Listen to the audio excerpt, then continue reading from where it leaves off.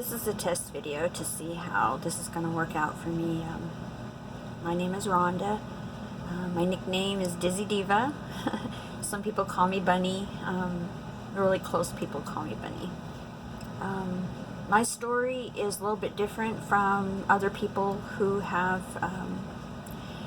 basically been labeled as apostates from the Jehovah's Witnesses.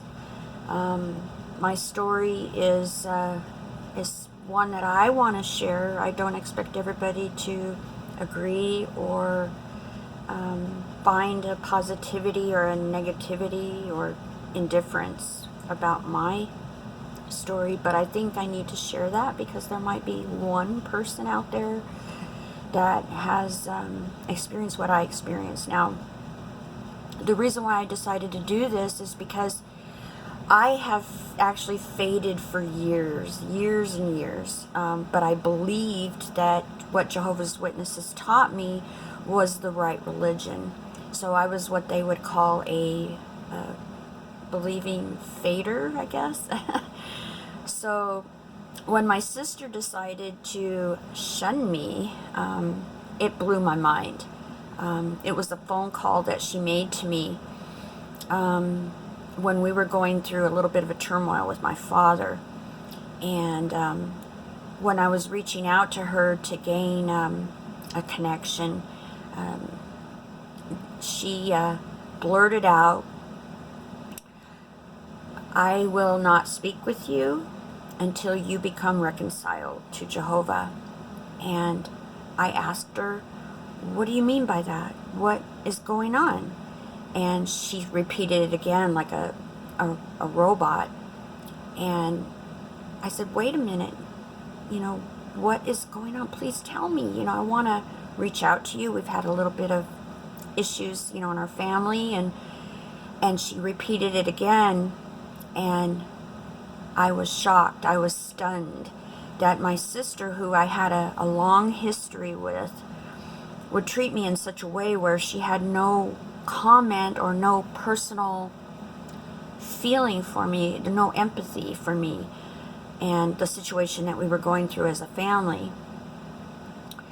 I hung up the phone. I tried to reach out to my mother. My mother came to visit me, and I was pleading with her, "Please have my sister call me.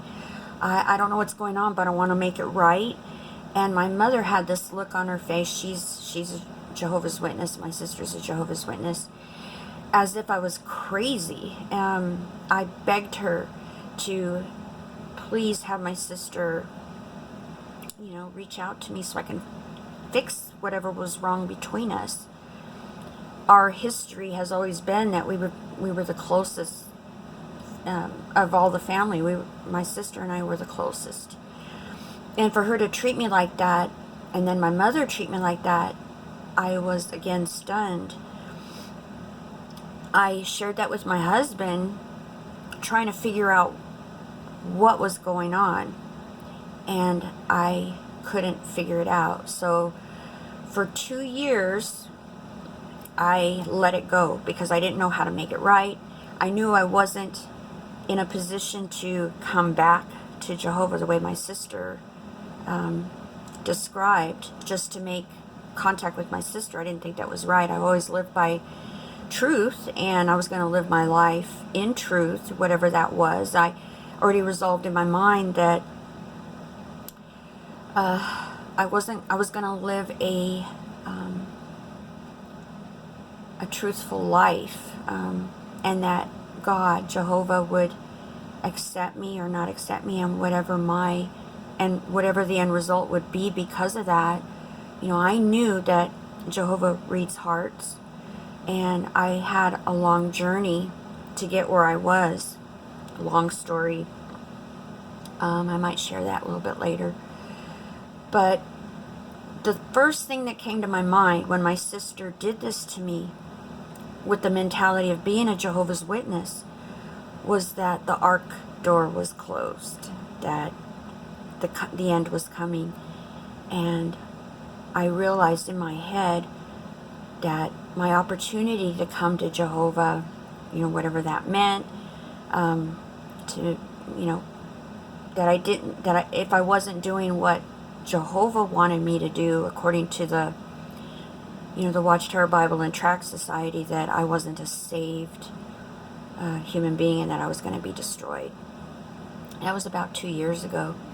I let it go and came to the realization that I was doomed.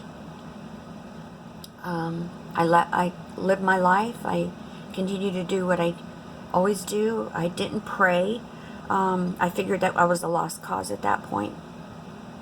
What had happened is just this last August of last year, I started to get a little mad, I guess, and wanted to know more. I've always been a person that needed all the information, wanted to know what was going on. I wasn't getting that from my family, no letter asking me or explaining to me what I needed to do to reconcile, you know, what my sister said, reconcile to Jehovah. So I thought, well, I'm going to figure out what this shunning, you know, what she's doing to me. And then I understood it to be shunning, and I started watching a lot of YouTube videos on shunning and realized that this was something that they were doing as an organization. They were actually shunning people. I guess their intent is to draw people back. However, that wasn't going to happen for me, because me wanting to live my genuine, you know, life and not living a life that I couldn't live up to. The whole reason why I left Jehovah's Witnesses, honestly, after a lot of self-searching, I couldn't be as perfect as the organization wanted me to be, and I was left to believe that I just couldn't live up to those standards, and so I faded. That's the whole reason, basically, in a nutshell, is I couldn't be perfect enough. To give you kind of like a short summary of some of the things that led me to believe that I wasn't perfect. I was 348 pounds. I was overweight. I couldn't study enough. I couldn't be perfect enough. I couldn't basically sacrifice, you know, doing what I was told to do in order to feel like I was going to be good enough. So I thought, well, I'll just live my life the way that it is, and do what I can, you know, do what I can to be a good human being. And I lived my life, and that's why I didn't maintain or remain an active Jehovah's Witness. It was nothing sinister or evil. It was just that the way that the organization is that it led me to believe that I couldn't be perfect enough. And I knew, you know, the scriptures that came to my mind that led me to believe that I was of value in some kind of way was that I recognized that Jesus was the shepherd. And the scripture that really meant a lot to me was that, you know, the shepherd that goes out and finds that one lost sheep, that he hears the voice, and the voice, you know, gets responded to. And I knew I was a sheep. I have always known that. And makes me want to cry, because yeah, I might have been lost, but to have your family shun you the way they do and then not come and look for you the way that Jesus would have done breaks my heart. I've always had a family, a dysfunctional family, and I've known down deep in my heart that I've always loved God, and I love Jesus. When I woke up, I watched a lot of YouTube videos, a lot of XJWs. The ones that helped me the most, the first thing that I need to realize is that, yeah, my sister was shunning me. The second thing I needed to come to grips with was, if I'm going to be a Christian, how do I reconcile what I was taught? I believed in my mind that the Christian religions of the world just didn't have the truth. The things that bothered me were the Trinity doctrine. The things that bothered me were the pagan holidays. The things that bothered me were the torture stake and the cross, you know. And so what I did was I did my research. That's all I did. And I recommend that everybody does that. You got to do your own research. You've got to come to grips. If you truly believe, you know, let me put it this way. There's some deal breakers, right? And I have my deal breakers. And one of the deal breakers that I've always had in my life is to be truthful and to live a life of truth. And I want to be told the truth.